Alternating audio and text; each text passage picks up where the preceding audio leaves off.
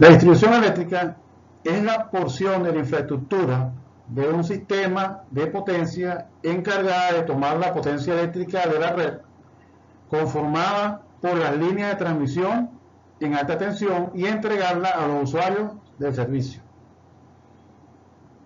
Este concepto se abordó en el diplomado en Ingeniería Eléctrica. Los circuitos primarios distribuyen la potencia eléctrica en media tensión, que es el sistema de voltaje que está comprendido dentro del rango por encima de 600 voltios hasta 69 kilovoltios. No incluye 600 voltios, porque 600 voltios es considerado bajo voltaje. Por encima de 600 voltios hasta 69 kilovoltios. Como se dijo en el diplomado en Ingeniería Eléctrica, estos rangos de voltaje están especificados por la IEEE en su libro rojo. La subestación de distribución toma el voltaje en alta tensión, lo reduce a media tensión y entrega la potencia eléctrica que recibe a varios circuitos primarios.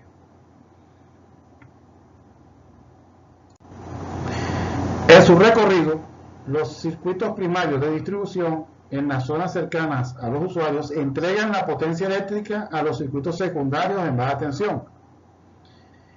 Desde los transformadores de distribución parten los circuitos secundarios, de donde se conectan las acometidas eléctricas a los usuarios. Entonces acá está el relato de cómo está conformada la infraestructura de un sistema de distribución eléctrica.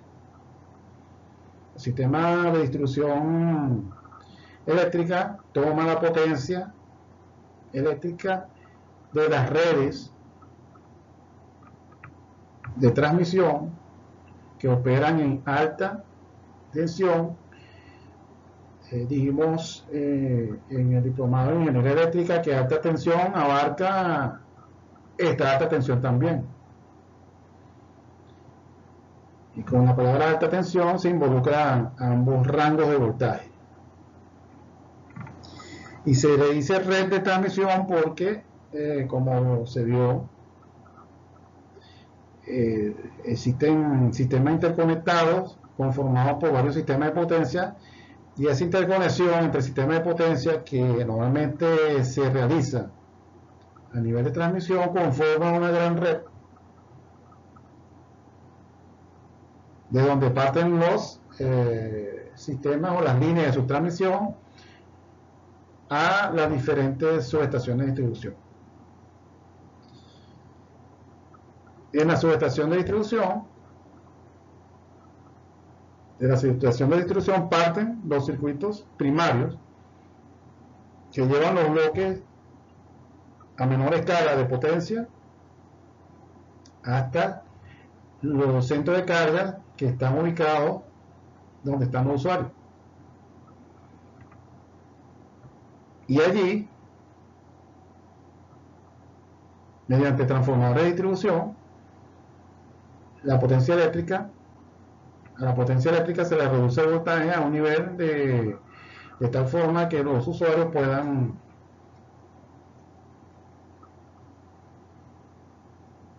llevar sus actividades normales en su residencia, o sean usuarios comerciales o industriales. Y del relato anterior emerge este término, acometida eléctrica, y aprovechamos para revisarlo. Y la acometida eléctrica es el conjunto conformado por los conductores, cables, accesorios y equipos que permite conectar adecuadamente el usuario al sistema de distribución. Esto es la acometida eléctrica. Así que la acometida eléctrica conecta al usuario a los circuitos secundarios de un sistema de distribución.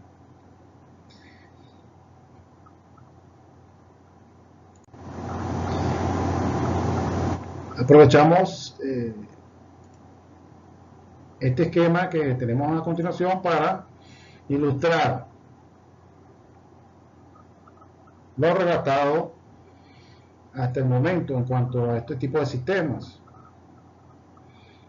Por acá nos encontramos las centrales eléctricas, el sistema de potencia. Aquí se muestra el sistema interconectado de la red que conforma la red de transmisión. De esa red de transmisión se conectan las subestaciones de transmisión,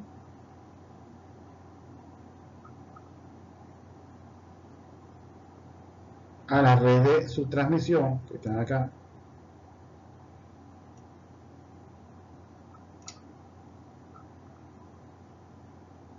En la red de subtransmisión se surten las subestaciones de distribución, y esto que está acá es lo que comprende el sistema de distribución eléctrica, que comienza desde la subestación de distribución, continúa por los circuitos primarios de distribución, que pueden ser varios o puede ser uno. También se dijo que a estos circuitos, la salida de estos circuitos en una subestación de distribución se le llaman pórticos. En este caso, esta subestación tiene un solo pórtico, del cual parte un circuito primario, que en este caso culmina en un transformador de distribución, como este que está acá, y de allí, de ese transformador de distribución, parte los circuitos secundarios de distribución a los usuarios. Con este esquemita podemos ilustrarnos un poco mejor o tener una noción de qué es un sistema de distribución y en qué lugar dentro de todo el sistema de suministro eléctrico está ubicado.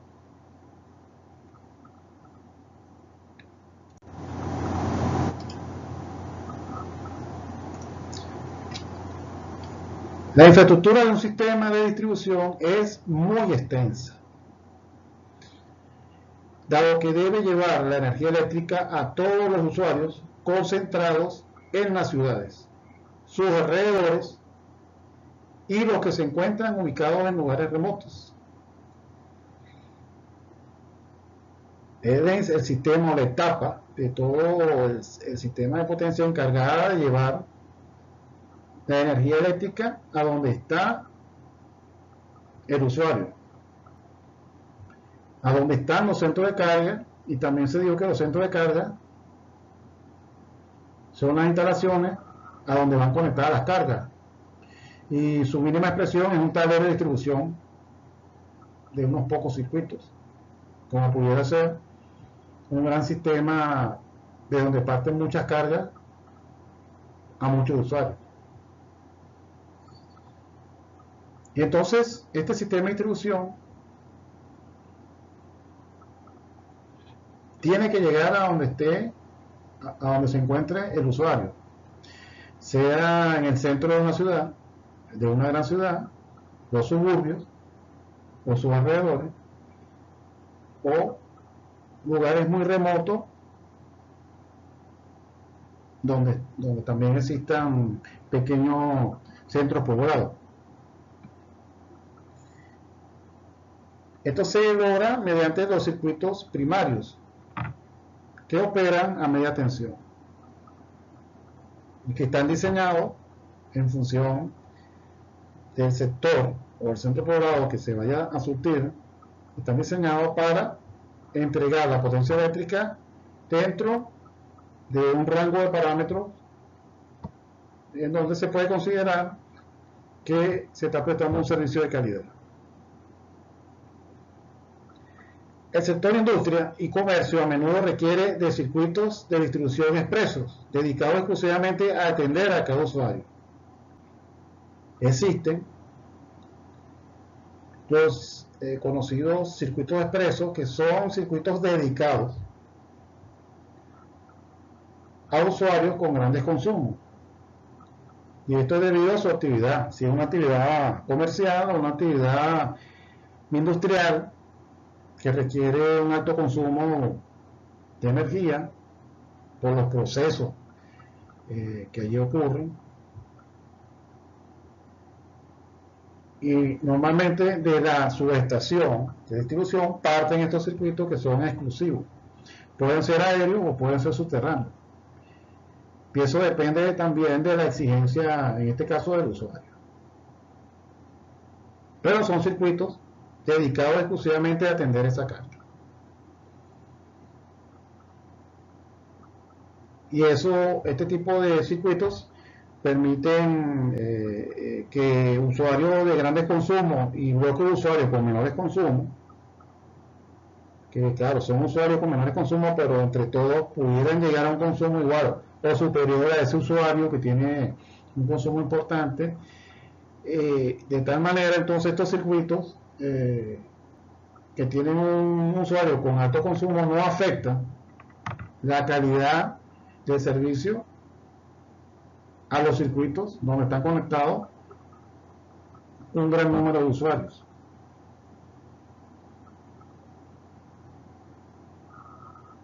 La planificación de los sistemas de distribución implica el estudio de la demanda eléctrica a futuro, con el objetivo de prestar un servicio confiable, de calidad y a un bajo costo. Y este tema es de importancia en los sistemas de distribución, porque un sistema de distribución tiene que estar preparado para la demanda eléctrica que pueda ocurrir en un futuro, que pudiera ser a corto, mediano o largo plazo. Preferiblemente a largo plazo y por etapas, el sistema pudiera ir creciendo en función de satisfacer las necesidades de un sector determinado o de un grupo determinado de usuarios de servicio. Y el objetivo está claro: prestar un servicio confiable, de calidad y a un bajo costo. A un bajo costo para el usuario.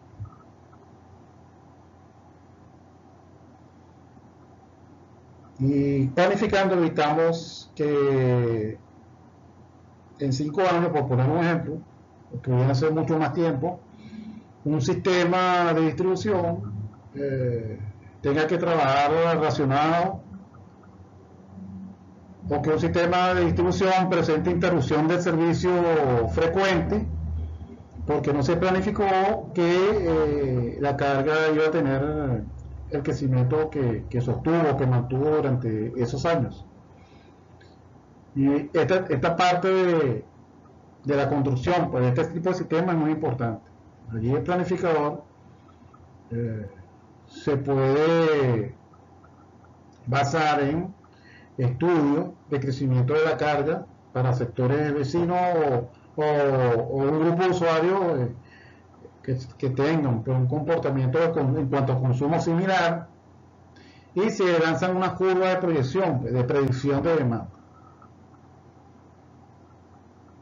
Y en función del año, del tiempo para el cual está proyectado el sistema de distribución, entonces es su diseño. Y como el servicio eléctrico es vital, es un servicio vital en estos tiempos que vivimos, es dedicado o es sensible este aspecto de la planificación en cuanto a la calidad de servicio y la confiabilidad. Continuamos. Y en esto que acabamos de relatar, se habló de un término importante, que es la demanda eléctrica. ¿Y qué es la demanda eléctrica? La demanda eléctrica es la potencia requerida por uno o varios usuarios durante un periodo de tiempo determinado. La demanda máxima es un parámetro que indica el valor pico de la demanda eléctrica que rige el diseño de un sistema de distribución. Y cuando hablamos de planificación, hay que asociarlo con el término demanda máxima, porque la planificación a futuro de ese sistema de distribución en el lapso de tiempo que estimemos va a afectar la demanda máxima, porque la demanda máxima no va a ser la misma en un año que en 10 años.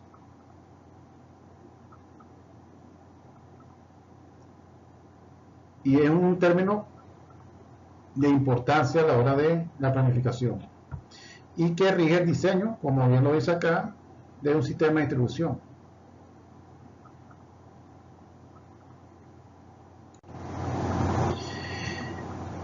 Y a continuación vamos a tomar en cuenta algunos factores a considerar en un sistema de distribución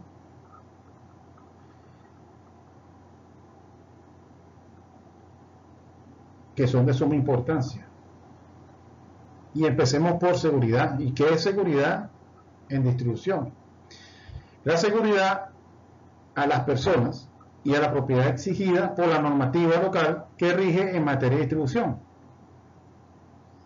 e involucra a los circuitos primarios en media tensión y los circuitos secundarios en baja tensión. Y cuando se hace referencia a normativa local, es la normativa de cada país, que es desarrollada en función de implantar prácticas de seguridad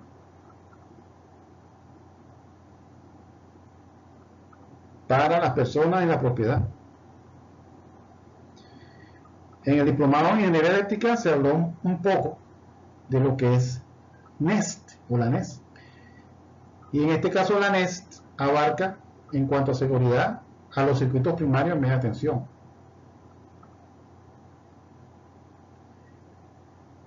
Una adherencia a los requerimientos del Código Eléctrico Local de cada país asegura una instalación eléctrica inicial segura que reduce la probabilidad de incendios, accidentes y pérdidas humanas. Y aquí abordamos el término Código Eléctrico Local. Y es algo muy similar a lo que es la NES. Claro, la NES es una normativa que es aceptada internacionalmente, pero la NES abarca los circuitos primarios en media tensión y los circuitos secundarios en baja tensión de un sistema de distribución. Su normativa la abarca el Código Eléctrico Local de cada país.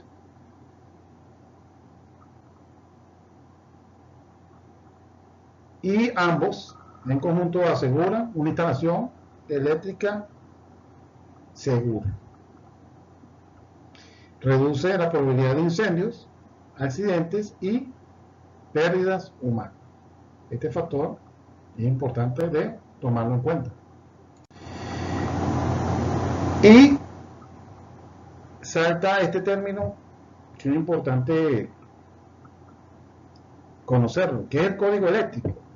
El código eléctrico es la normativa local de cada país que rige en materia de instalaciones eléctricas en baja tensión. La más aceptada a nivel internacional es la NEC, que en sus siglas en inglés significa National Electrical Code o Código Eléctrico Nacional. Y entonces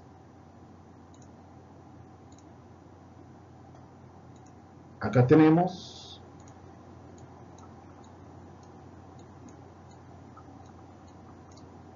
dos rangos de seguridad. Tenemos uno en media tensión y tenemos otro en baja tensión. Otro en baja tensión.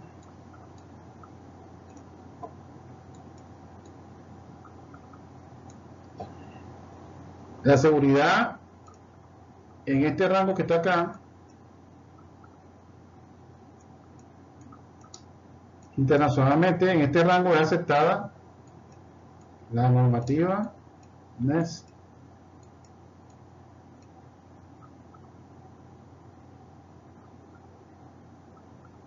Y en este rango que está acá es aceptada la normativa NEC.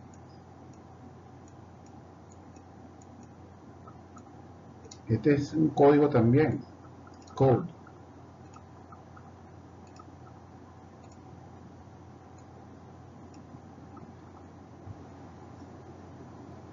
Entonces, con la NES, que es aceptada internacionalmente, es una buena referencia que rige en materia de seguridad para los circuitos primarios de distribución.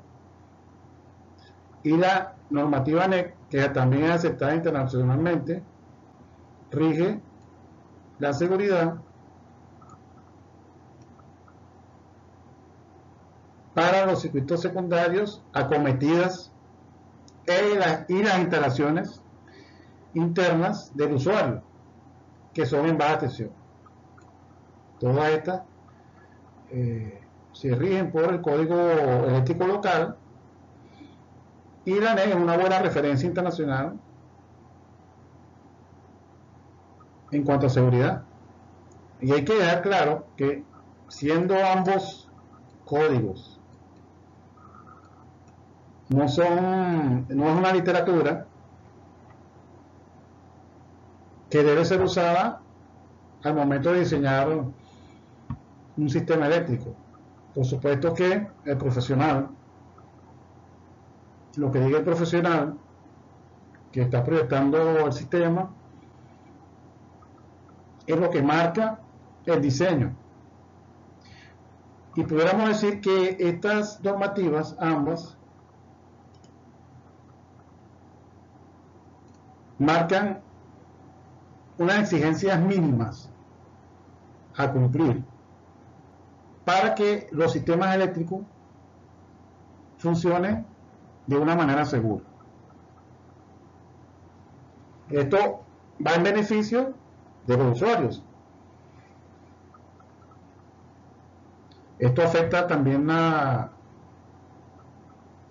confiabilidad y continuidad del servicio del sistema de distribución.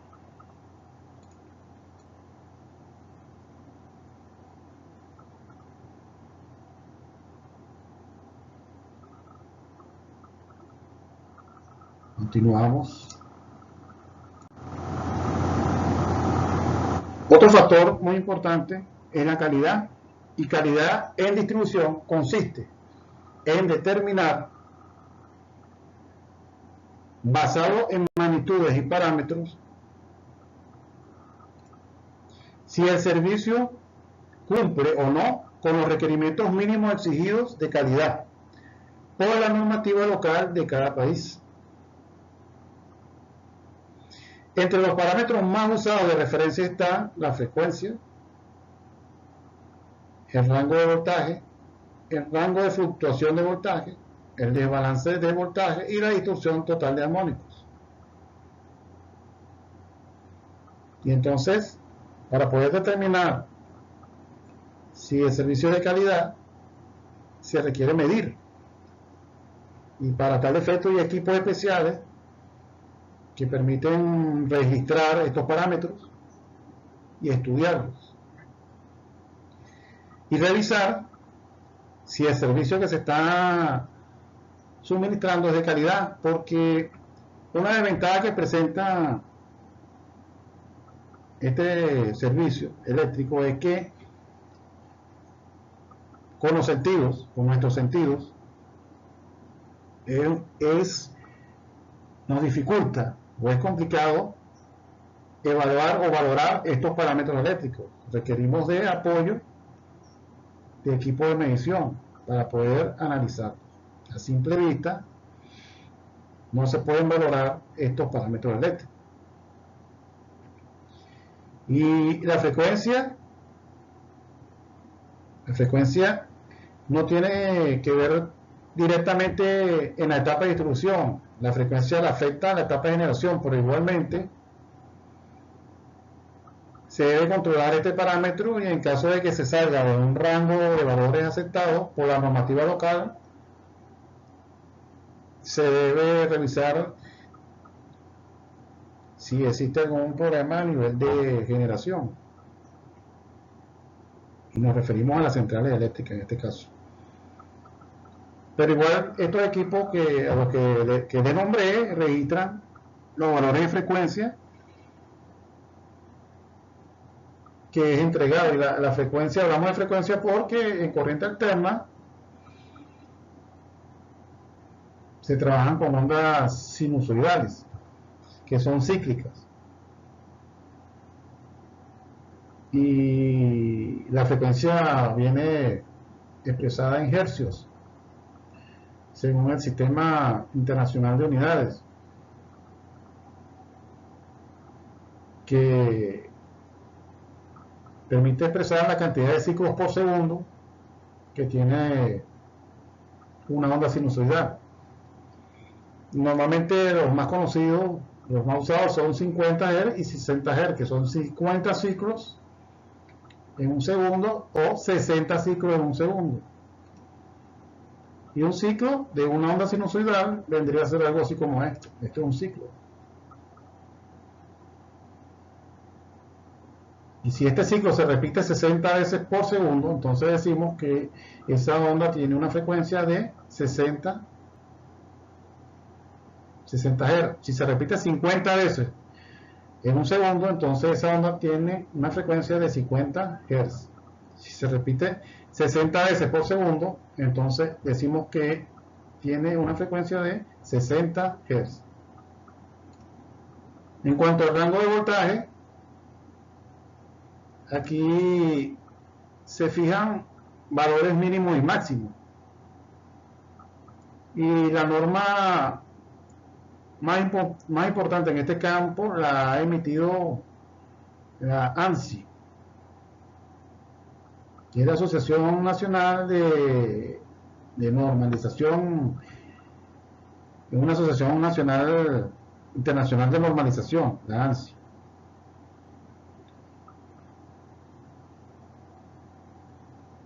Y ellos tienen unos rangos de voltaje que lo clasifican de A y B, muy interesantes, pero que sí son importantes de tomar en cuenta para poder determinar si el servicio es de calidad o no es de calidad. El rango de fluctuación de voltaje trata sobre las variaciones que tiene el voltaje en un tiempo determinado. Variaciones que no llegan a hacer interrupción son variaciones de voltaje que pueden estar en un 90% del valor eficaz, o que puede estar un 10% por encima del valor eficaz de la onda, y que es perceptible en los sistemas de iluminación, esa fluctuación.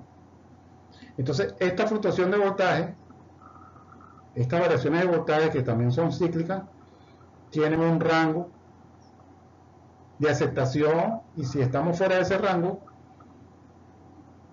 se considera que el servicio no cumple con los estándares de calidad.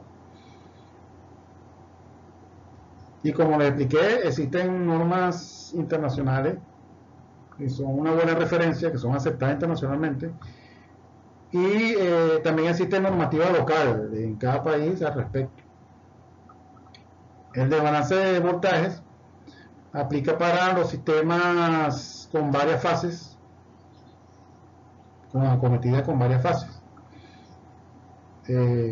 a partir de dos fases, bifásico o sistema trifásico. En un sistema trifásico, por ejemplo, lo ideal es que el voltaje sea el mismo para todas las fases, pero es aceptable un desbalance hasta cierto límite para considerar que el servicio es de calidad. Y está la distorsión total de armónico, que son deformaciones de la onda sinusoidal. La onda pura sinusoidal tiene esta forma, pero cuando hay armónicos pudiera tener una forma así como esta, o incluso así, una deformación de la onda que la distorsiona, y esto afecta la calidad del servicio. Y esto de los armónicos es un tema bastante extenso, pero básicamente trata sobre eso. Y todos los cálculos que se hacen en un sistema de potencia o un sistema de distribución, para todos los cálculos se considera o se asume una onda sinusoidal pura, pero en la realidad esas ondas no son puras, porque siempre hay cargas conectadas a estos sistemas que producen alteraciones en la forma de esa onda. Y esto afecta la calidad del servicio, pero esas son cuestiones o asuntos que se pueden mitigar tecnológicamente, aplicando soluciones tecnológicas. Continuamos. El factor confiabilidad. Y la confiabilidad en distribución es la garantía de continuidad del servicio eléctrico y se mide generalmente en términos de la frecuencia probable con que ocurrirán las interrupciones del servicio, de la duración del evento y el tiempo de restablecimiento del mismo. Que pudiéramos decir o afirmar que un sistema es más confiable que otro si presenta pocas interrupciones de servicio o ninguna interrupción de servicio o ninguna interrupción de servicio. O pudiéramos considerar que la confiabilidad es buena si presenta 2 interrupciones al año, por ejemplo, y la duración de los cortes no supera los 15 minutos.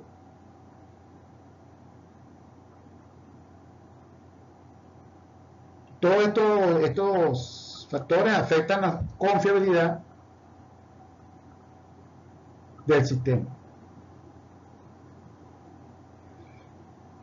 Es relativa y depende de la importancia de la actividad del usuario o de un grupo de ellos. El usuario o su actividad exige cierto grado de confiabilidad. No es lo mismo la confiabilidad que requiere, por ejemplo, un hospital o una clínica, que la confiabilidad que exige otro tipo de actividad comercial. En un hospital, si tiene o está conformado por quirófano, la confiabilidad es muy importante. Prácticamente no puede haber interrupción del servicio. Para algunos casos, y dependiendo de la importancia de la actividad del usuario y la calidad del servicio del sector, el grado de confiabilidad requerido se logra mediante la incorporación de medios propios de generación de energía. Y estos medios propios de generación de energía suple cualquier interrupción por parte de la empresa encargada de suministrar la energía. Y esto también se llama sistemas electrógenos, grupos electrógenos. Continuamos.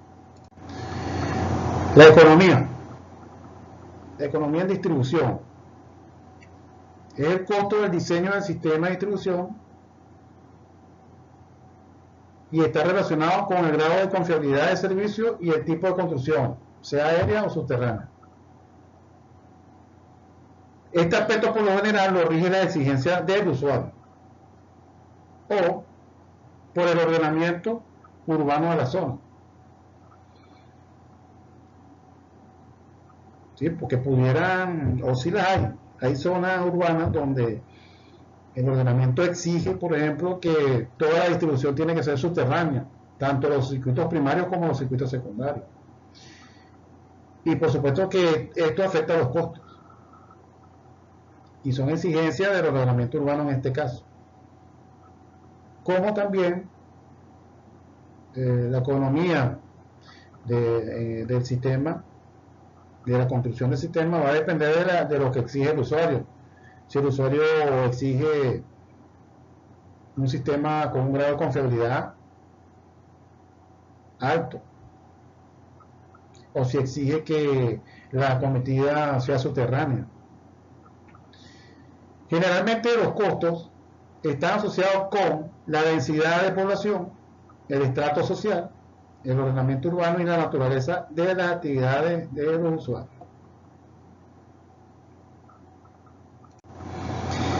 Flexibilidad en distribución es la facilidad de adaptación del sistema de distribución a los cambios y se logra mediante la estrategia de abarcar en su totalidad el área del sector servido. Y esto impacta los costos. Esto implica,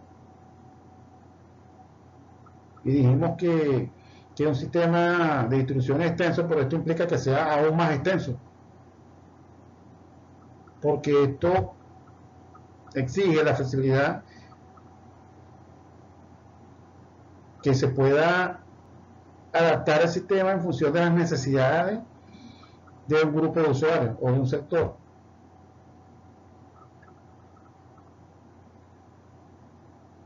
Y esto también es importante de tomar en cuenta. ¿Sí? Mientras más flexible el sistema, eso impacta los costos. Entonces, en esta circunstancia, el sistema de distribución tendría que buscar ser flexible en un promedio. Y en función también de las actividades de ese grupo de usuarios que es atendido. La reserva en los sistemas de distribución es lo que permite prever y atender el crecimiento de la carga. La reserva implica la incorporación de instalaciones eléctricas ociosas y el sobredimensionamiento de la carga y del espacio físico requerido, y por supuesto que impacta los costos. Y es conveniente un sistema de distribución con una reserva, pero tampoco una reserva muy excesiva, porque esto impacta los costos. Y cuando hablamos de instalaciones eléctricas ociosas, eso puede implicar ductos. Cuando hablamos de sistemas subterráneos, de ductos vacíos, pudiera implicar circuitos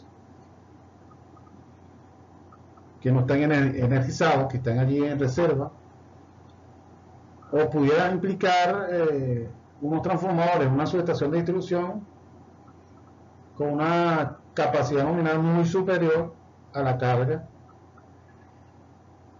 y eso se debe a la reserva. Y la reserva es importante, pero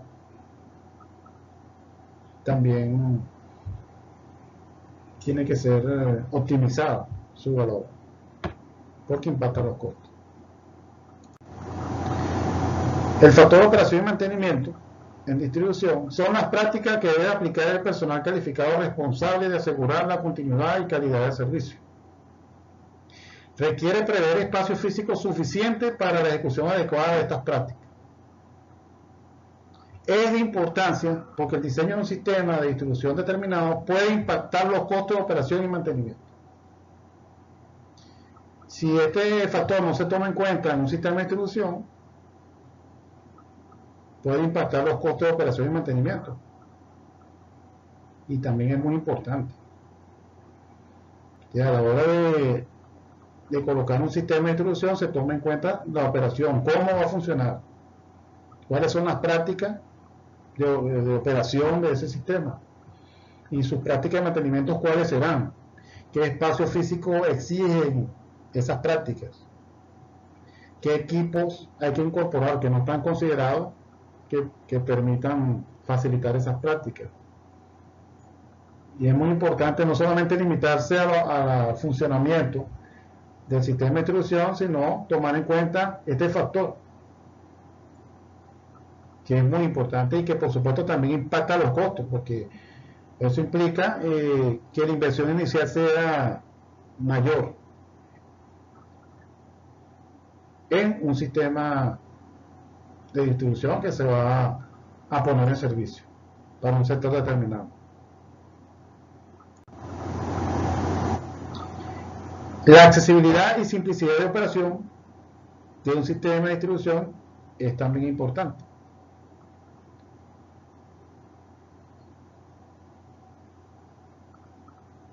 Porque esto permite una operación confiable del mismo. Estos dos factores están muy relacionados con el mantenimiento, bien sea correctivo o preventivo, que se ejecute. En esas prácticas que se nombraron de mantenimiento, es importante tomar en cuenta la accesibilidad y la simplicidad de operación. Las empresas encargadas del suministro eléctrico acostumbran especificar al usuario el área requerida para los equipos y la ubicación física de dicha área con respecto al resto de la edificación, previendo estos factores de importancia y que pueden impactar los costos. Y es costumbre, como se dice acá, de las empresas encargadas del suministro eléctrico que exijan al usuario, el usuario exige, como ya se dijo, pero también las empresas, con intención de ofrecer un buen servicio, exigen al usuario un área en específico dentro del inmueble o dentro de un grupo o un sector de usuarios en donde se deben colocar los equipos. Pueden ser equipos de medición o equipos de protección, o pudieran ser los mismos pasos de los circuitos primarios o pasos del circuito secundario.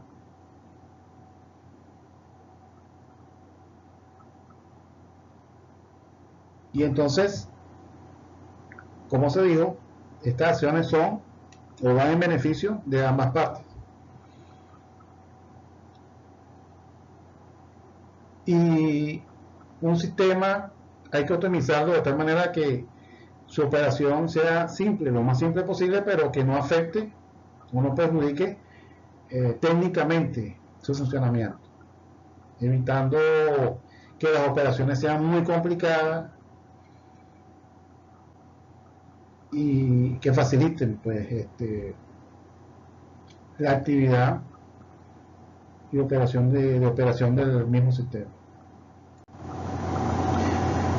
Y aprovechamos para abordar todos los conceptos que son importantes en distribución relativo a las cargas. Nosotros dijimos que las cargas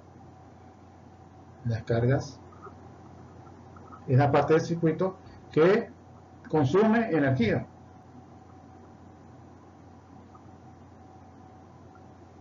O que están destinadas a consumir la energía de una manera programada. O está prevista, o está previsto que sea así. Y las cargas distribuidas son las cargas que están geográficamente dispersas y que son servidas por uno o varios grupos de transformación. Por ejemplo, si tenemos un grupo de viviendas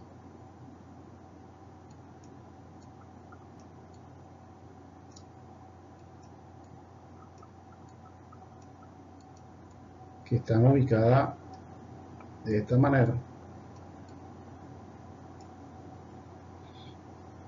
decimos que están geográficamente dispersas y que pudieran ser atendidos. Estas son cargas, pudiéramos señalarlo con este símbolo de carga, en kVA.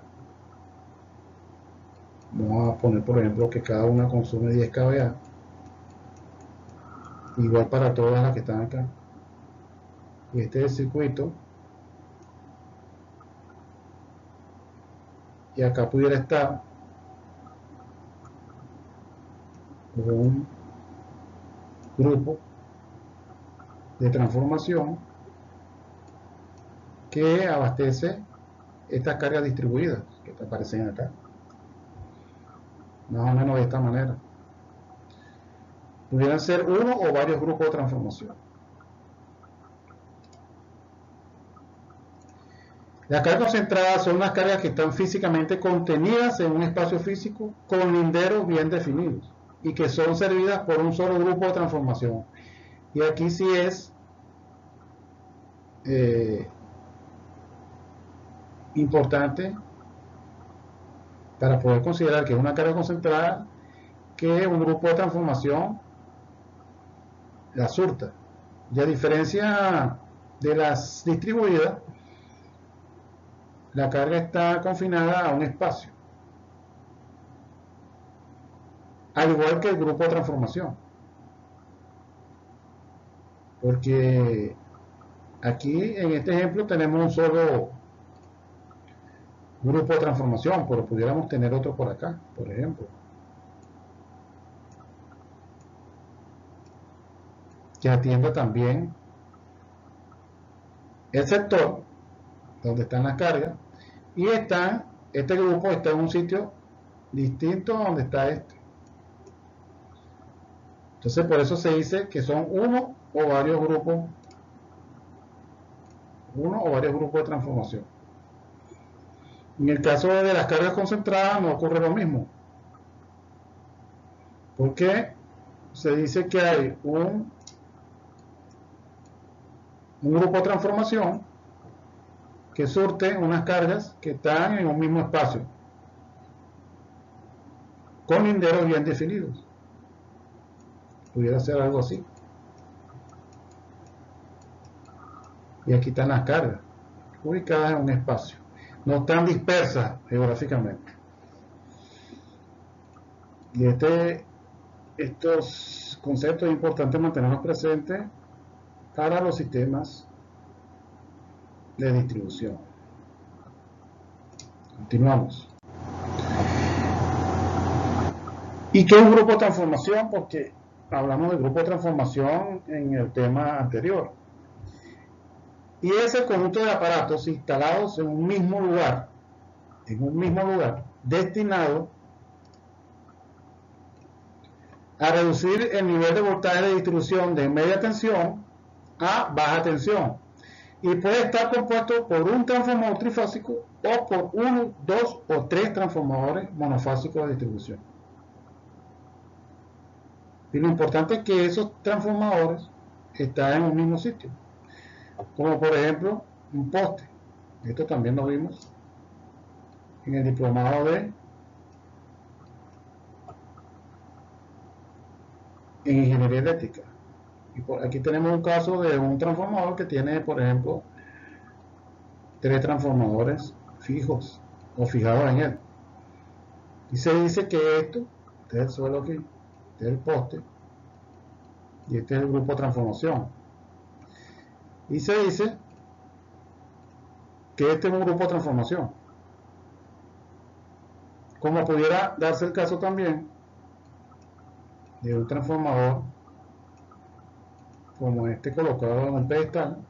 Este se llama tipo top mounted o tipo pedestal trifásico, que surte a un grupo de usuarios. Esto también es un grupo de transformación. O pudiera ser el mismo poste, de ejemplo, con un solo transformador, un único transformador, que entrega 240 y 120 voltios para una vivienda.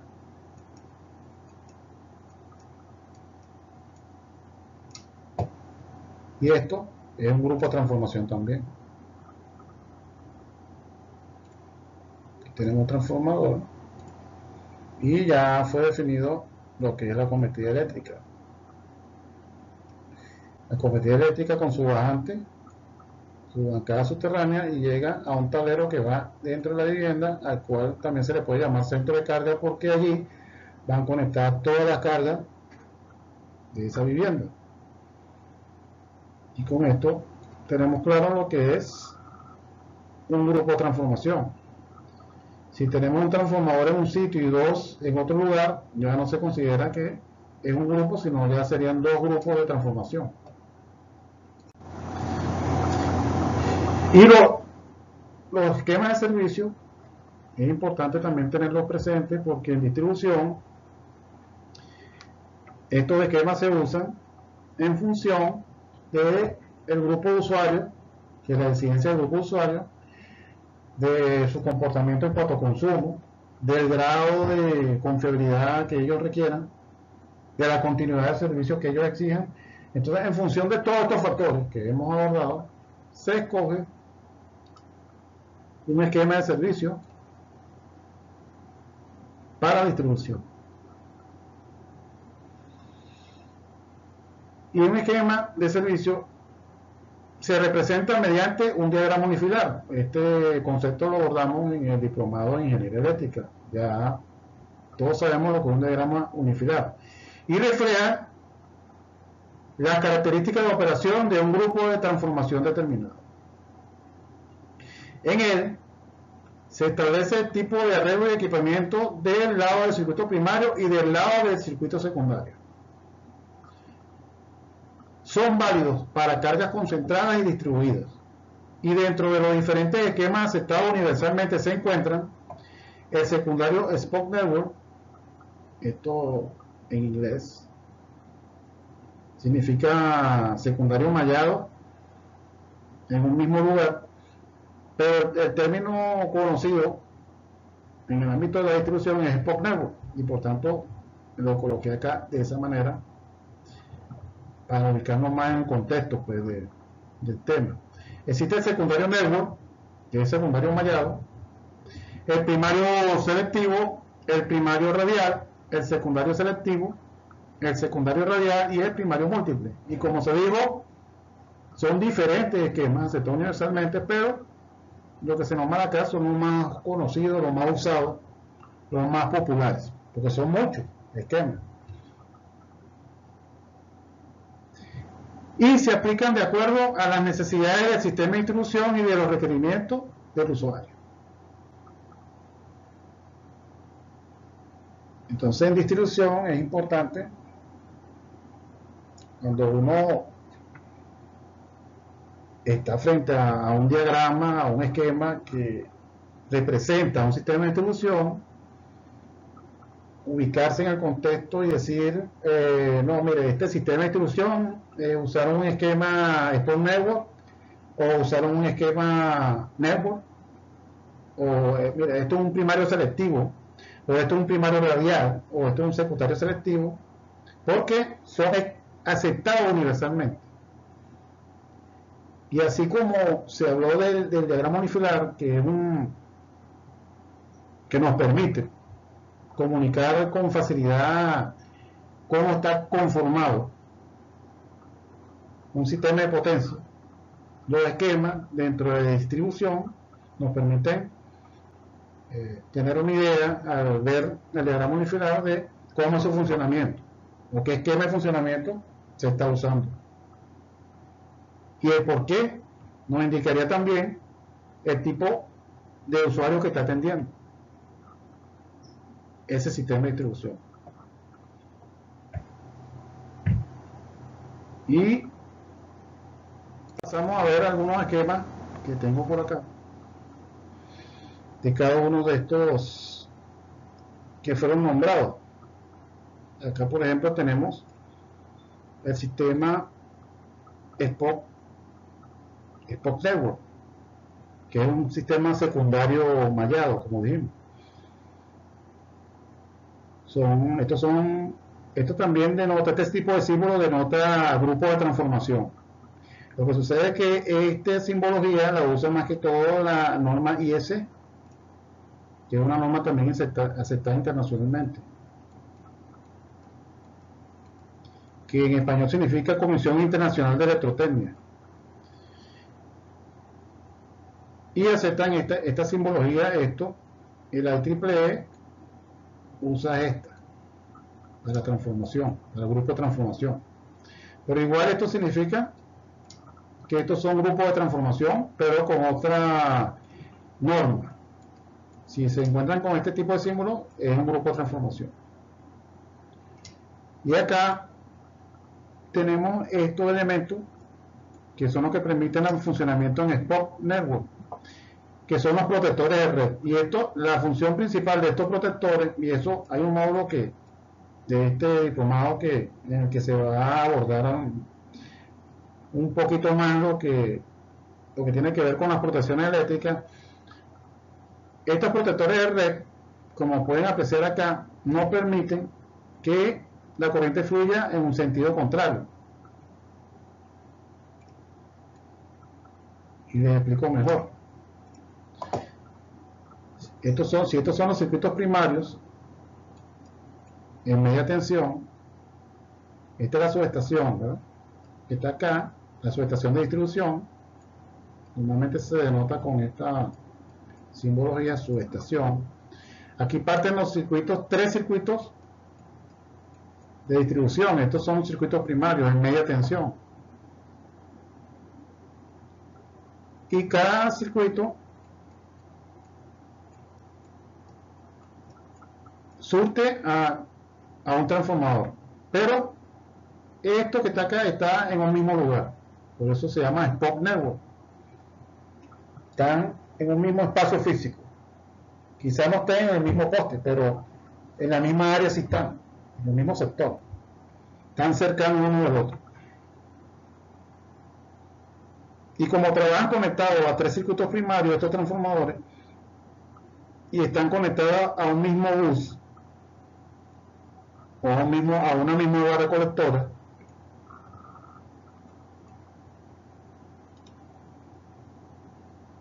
ante cualquier falla, estos protectores de red evitan que la corriente circule en este sentido. Cuando ellos detectan que esto sucede, ellos sacan de servicio ese grupo de transformación. Y los 2 transformadores restantes se encargan de surtir el servicio. Este tipo de sistema es más costoso, es costoso porque requiere de equipos de grupo de transformación con capacidad al doble, o dependiendo de la cantidad de transformadores que estén conectados, porque si son 2 solamente, requiere que sea el doble, porque al salir uno, el que quede funcionando, debe abastecer toda la carga, por tanto tiene que ser el doble de capacidad. O si son 3, quizás no sea el doble, puede ser menor. Tiene que tener una capacidad para atender cuando falla un transformador, atender esos 2 transformadores que quedan, toda la carga del sistema. Básicamente, esto es un sistema secundario network o Spot Network. Acá tenemos un sistema secundario network, que es este que está acá. Y la diferencia es notable. Estos grupos de transformación aquí tienen otro símbolo también que es usado para denotar grupos de transformación. Y normalmente este símbolo es adoptado por las empresas que hacen el suministro, o que dan el suministro eléctrico, asumen este tipo de símbolos. Y aquí se puede apreciar que los grupos de transformación no están en un espacio, o no comparten el mismo espacio, el mismo sector. Están ubicados dispersos,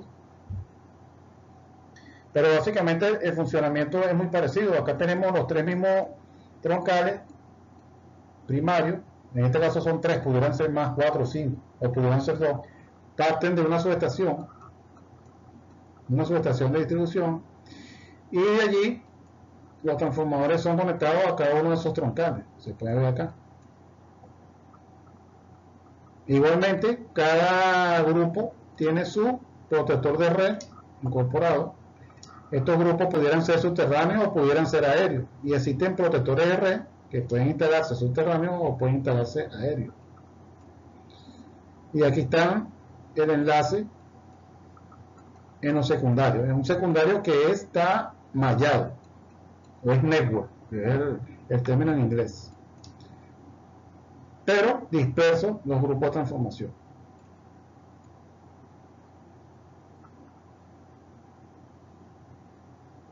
Por supuesto que la confiabilidad de estos sistemas es mucho mayor, pero su costo es alto. Acá tenemos otro otro esquema de servicio, que es el primario selectivo. Aquí igual tenemos una subestación eléctrica de donde parten dos circuitos primarios. Tiene dos pórticos, por tanto. Y aquí tenemos dos grupos de transformadores que normalmente trabajan conectados a un circuito que se pudiera llamar preferencial o preferente, que es el circuito al que están siempre conectados. Y en caso de una eventualidad, tenemos el circuito emergente, pudiera llamarse emergente, a donde ellos se van a conectar en caso de que falle el circuito preferencial. Pero siempre lo normal es que estén conectados a un solo circuito. Por tanto, hay un circuito ocioso que se usa solamente en caso de que falle el circuito preferencial o preferente. Estos cambios que están acá pudieran ser automáticos como pudieran ser manuales. Existen esas dos modalidades en este tipo de sistema. Y también tienen cierto costo, por ser selectivo, tiene un costo adicional porque tiene un sistema ocioso allí instalado que lo va a usar solamente en caso de una emergencia, por decirlo de alguna manera. Entonces, ofrecen cierto grado de confiabilidad y continuidad de servicio. Y, por supuesto, que son menos costosos que el network o el spot network. Acá tenemos un circuito radial simple, un solo troncal, una subestación, con un solo troncal, un solo pórtico, que surte estos tres grupos que están acá. Este es el esquema más sencillo, el primario simple, pero al fallar el circuito primario, todos estos transformadores, estos grupos de transformación se quedan fuera de servicio. Es el más económico en cuanto a su construcción, pero el grado de confiabilidad es menor y eso va a depender de la exigencia de los usuarios que están acá conectados, por supuesto. Acá se muestra un sesionador, que son el módulo de protecciones. Se detallará un poquito más sobre qué es un sesionador, pero este aparato permite cerrar o abrir un circuito, y este tipo de circuito, cuando falla, queda fuera de servicio, pudiera ir a una cuadrilla, cerrar este elemento que está acá y provisionalmente dar energía de otro circuito troncado que esté en operación. Pero eso implica que hay un periodo corto o largo o mediano en donde estas cargas van a estar fuera de servicio mientras se hace ese cambio del circuito de donde está conectado.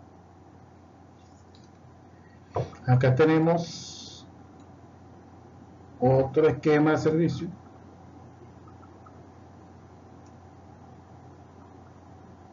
que es secundario selectivo. Normalmente, para que este tipo de esquema pueda existir, necesitamos, aquí sí estamos usando la simbología de la IEEE para los grupos de transformación en este esquema. Es obligatorio tener dos circuitos primarios. Esta es una subestación de distribución, dos circuitos primarios que parten de la subestación, llegan cada uno a un grupo de transformación y hay un enlace en las barras colectoras secundarias. Aquí tiene una barra colectora, aquí está la otra, hay un enlace que es este que está acá y que se cierra o se abre en función de este o este interruptor que está acá.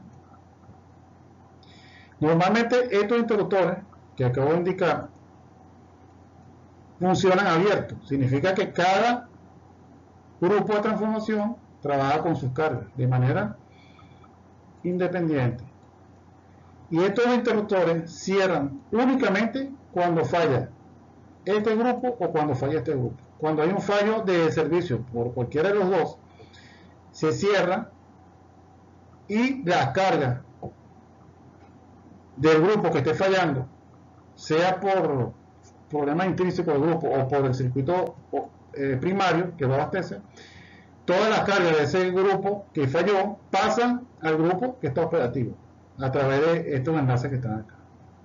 Por eso es selectivo. Aquí tenemos otro, pero en este caso las barras colectoras están en el mismo espacio, están contenidas. Esto pudiera ser una subestación ya de, por ejemplo, un usuario industrial. Esto es una barra de un usuario industrial y tiene su interruptor que hace el enlace de la barra en caso de que falle este circuito o este circuito. Este es un circuito secundario selectivo y también tiene la instalación de equipos adicionales para que pueda ser selectivo e implica costos, pero en beneficia la continuidad de servicio y la calidad de servicio.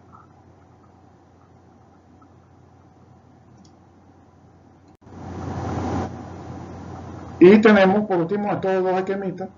Aquí tenemos una representación de lo que es un secundario radial, dentro de los cuales hay tres tipos que lo conforman. Tenemos el secundario radial simple, como este que está acá, donde hay un circuito secundario donde van conectadas todas las cargas. Tenemos este que está acá, igual que aquí está el transformador de distribución, y este es ramificado, es radial ramificado, este que está acá, tiene varias ramas, ramificaciones, para llevar la energía a los usuarios. Y este que tiene su grupo de transformación aquí, el grupo de transformación convierte el nivel de tensión de media a baja tensión, el de distribución, y alimenta un circuito secundario, pero en anillo, como está acá. Las cargas van conectadas a ese anillo que une todos los circuitos secundarios. Y por supuesto que el anillo es un poco más costoso que los otros porque requiere de equipos adicionales, de circuitos secundarios adicionales que incrementan los costos, pero tiene sus beneficios en cuanto a calidad de servicio más que todo. Porque, por ejemplo, por poner un ejemplo, esta carga que está acá tiene varias rutas de suministro. Tiene esta ruta, se puede alimentar por esta ruta o por esta ruta, que también está por acá. No solamente una sola ruta como este que está acá, por ejemplo, que es simple, que solamente hay una sola ruta de alimentación. O este también tiene una sola ruta ramificada. Solamente se alimentan por acá. Aquí se puede surtir de varios circuitos secundarios, más costoso, pero la calidad de servicio mejora sustancialmente. Y por último tenemos el primario múltiple, que no es más que un sistema de distribución, es un esquema de servicio que implica un sistema con varios esquemas de servicio conectados, prestando el suministro de energía. Aquí está la subestación, y tenemos tres circuitos primarios, o tres pórticos que parten de la subestación de distribución, y hay varios esquemas, como por ejemplo, aquí tenemos un primario radial, aquí tenemos uno que es un primario selectivo,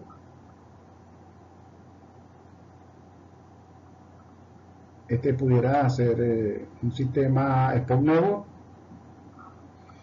y hay una combinación de varios sistemas acá, y por eso se llama múltiple, dependiendo de los usuarios que estén conectados. Si no son usuarios que tienen el mismo comportamiento en cuanto al consumo de energía, o que requieren o exigen distintos grados de confiabilidad, entonces es necesario implantar este tipo de esquema de servicio.